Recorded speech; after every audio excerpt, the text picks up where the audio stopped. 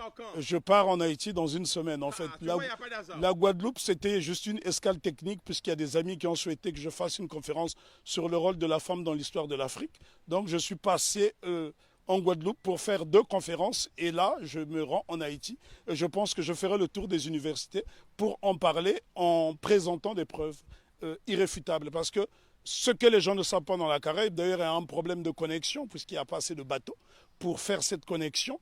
Et si je pense qu'il y avait cette possibilité de se rendre dans différentes îles, le mépris des Haïtiens serait tombé à l'eau.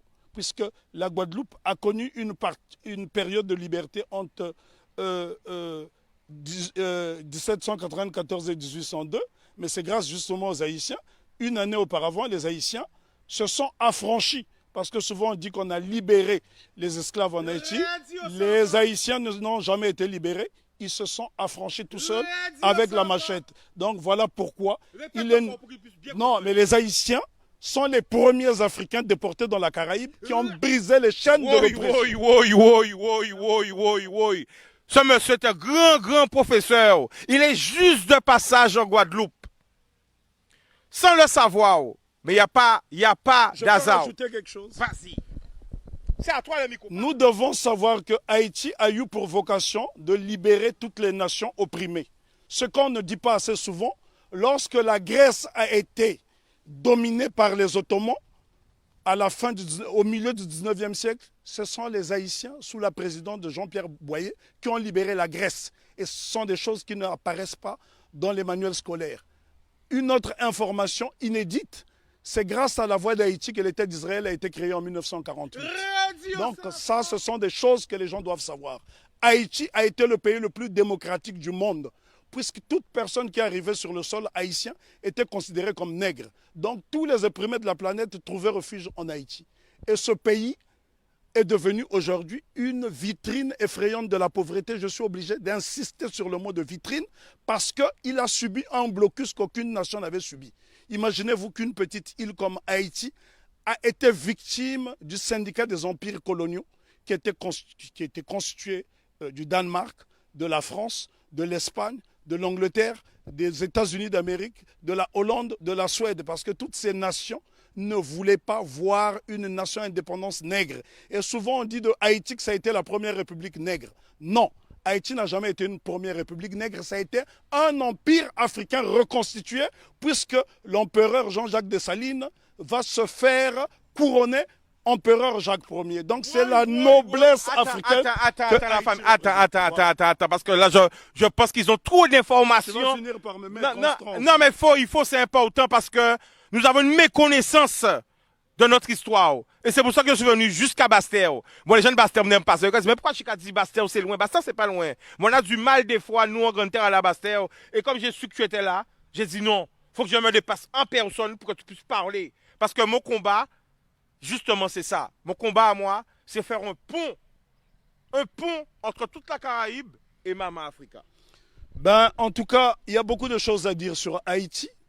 Haïti est un modèle de fierté et de dignité. Ce sont les Haïtiens qui ont montré à la race noire tout entière ce que c'est que la dignité. Pour la bonne et simple raison, c'est en 93 ans après la révolution de Saint-Domingue, celle-ci va inspirer les Éthiopiens qui vont être conseillés par un digne fils d'Haïti du nom de Benito Sylvain, qui sera élevé au titre de jazz match par l'empereur Ménélique II.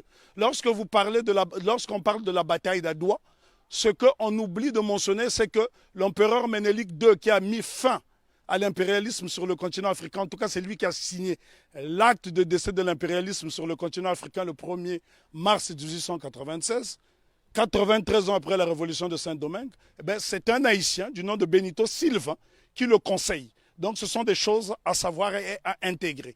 Je souffre de voir que les Haïtiens sont la risée du monde dans la Caraïbe, alors qu'ils sont ceux qui nous ont montré la voie de la rédemption. Donc respect, big respect à Haïti. En tout cas, je me sens haïtien. Moi aussi. Alors attention parce que l'émission a tellement lourd. C'est ça, parce que l'émission a tellement lourd qu'elle est obligée de faire pression qui dit comme ça, tellement vérité. Oui, à mon avis, c'est vérité dérangée. Il y a des mauvais esprits qui sont en train de pénétrer la Caraïbe. T'inquiète pas, on va arranger tout ça. Ok, on va arranger tout ça. Salut à Haïti, hein, je suis en Guadeloupe, j'arrive. Voilà, tu vois, je ne sais même pas que tu allais. Voilà, on va arranger tout ça avec la grâce. Ok, eh bien, tout marche bien. Alors, vas-y. Alors, pourquoi justement nous avons, nous, tout près comme ça d'Haïti, on a cette méconnaissance de l'histoire? C'est tout simplement parce qu'on a isolé la Guadeloupe et la Martinique pour ne pas que l'exemple d'Haïti fasse tache d'huile dans la Caraïbe. Voilà la crainte.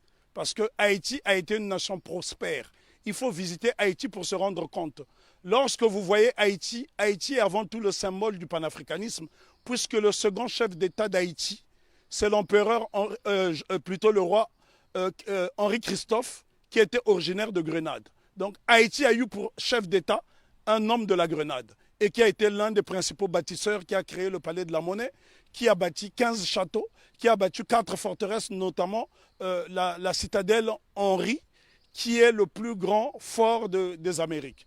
Et ce bâtiment est tellement beau qu'il faut le voir depuis le ciel pour en apprécier, pour apprécier l'ouvrage d'art que c'est. Parce que n'oubliez pas que deux édifices essentiellement ont défié le temps.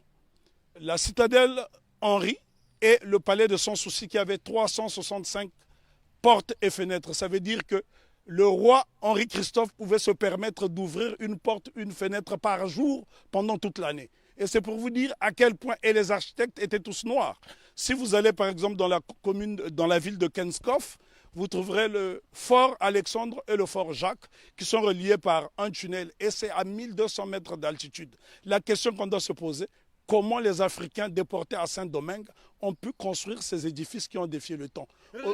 Aujourd'hui, lorsque vous voyez un cyclone dans la Caraïbe, il suffit d'un petit cyclone pour que les maisons s'envolent, alors que les Africains ont fait exploser leur génie pendant la période de captivité. Bien que les Haïtiens se sont affranchis dès 1793, parce qu'il ne faut pas croire à ce que les historiens disent en faisant croire que les Haïtiens ont été libérés. Non. Lorsque les négriers sont arrivés, les Haïtiens étaient déjà libres, puisqu'ils avaient lancé ce fameux slogan « Coupez tête, boulet caille ». Et il y a un homme dont on ne parle pas, on parle souvent de Toussaint Louverture, qui fut le plus grand des généraux nègres de tous les temps. On parle de Jean-Jacques Dessalines, je dis béni soit leur nom pour l'éternité, mais seulement il y a un jeune colonel qui s'est battu âprement lors de la bataille de Vertières, c'est Capois-la-Mort, François Capois-la-Mort, qui a défié les canons de l'insolence, les canons de l'arrogance en disant « j'aime la mort ». Et Capois, on le retrouve sur le billet de Sangourde en Haïti. Ce sont là des éléments essentiels que nous devons connaître afin d'aller vers l'émancipation définitive. Alors, en résumé, pour parler d'Haïti. On ne peut pas résumer l'histoire d'Haïti, elle est trop belle, elle est trop grande, elle est trop belle. L'histoire d'Haïti, oui, on ne peut pas résumer l'histoire d'Haïti. Haïti, on doit en parler avec passion.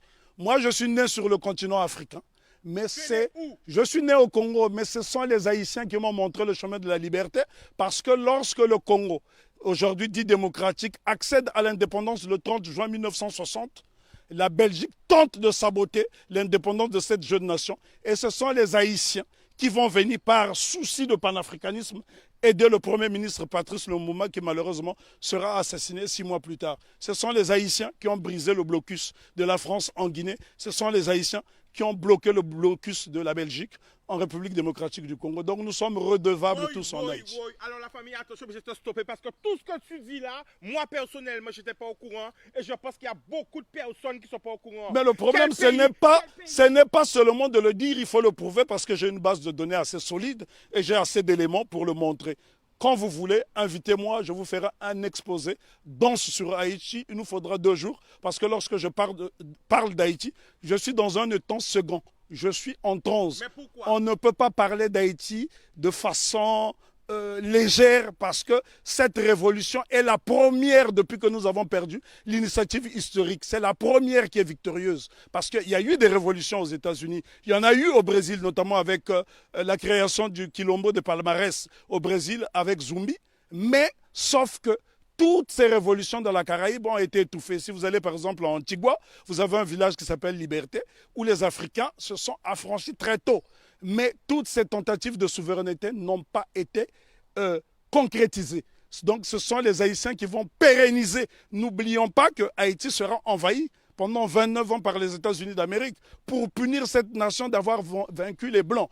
C'est Haïti qui a libéré l'Amérique latine avec Simon Bolivar. Et encore, lorsqu'on dit que c'est Haïti qui a libéré, ce n'est qu'une partie d'Haïti, puisqu'à cette époque, Haïti était divisé en deux. Il y avait Haïti du Nord, qui était un royaume dirigé par le roi Henri-Christophe, et il y avait le Sud, la République du Sud d'Haïti, qui était dirigée par Alexandre Pétion. Et ce bout de terre d'Haïti du Sud va donc donner des soldats, de l'argent à Simon Bolivar pour aller libérer une bonne partie de l'Amérique latine. Si vous observez les drapeaux de l'Équateur, du Venezuela, de la Colombie, vous trouverez des armoiries similaires, même les couleurs, à celles du drapeau d'Haïti. Donc c'est très important pour nous d'étudier Haïti parce que Haïti, c'est le symbole de notre fierté.